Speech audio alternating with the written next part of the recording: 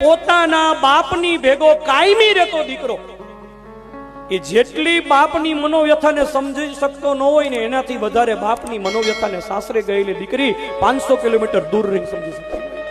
એ દીકરો બાપની ભેગો રહેતો હોય છતાંય બાપની જેટલી ચિંતા ન કરે ને એનાથી વધારે ચિંતા દીકરી ન્યા રહીને ચિંતા કરતી હોય। ફોન કરે ને તોય ભાઈને ભલામણ કરે કે ભાઈ બાપુજીની ઉંમર થઈ ગઈ છે, એની તબિયત બરાબર નથી રહેતી, તારી ફરજ છે હો એના સ્વભાવ સામો જોતો ને એની તું સેવા કરજો।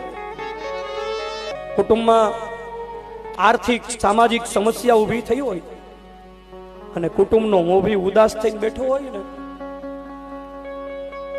ત્યારે ઘરનો મોભી ઉદાસ પડ્યો હોય ને ત્યારે ઘરમાં પત્ની, પુત્ર કે પરિવારના બીજા કોઈ સભ્યો કરતા સૌથી વધારે પોતાના ઘરના મોભીને દુખી જોઈને દીકરીને બહુ લાગી।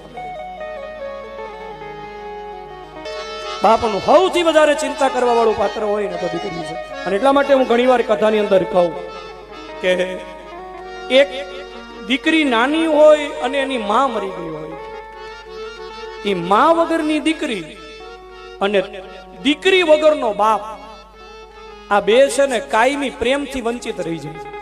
એ તો દીકરી હોય ને એ બાપને ખબર હોય કે દીકરીનો પ્રેમ કેટલો હોય, અને માં હોય તો દીકરીને ખબર હોય કે માનો પ્રેમ કેટલો હોય।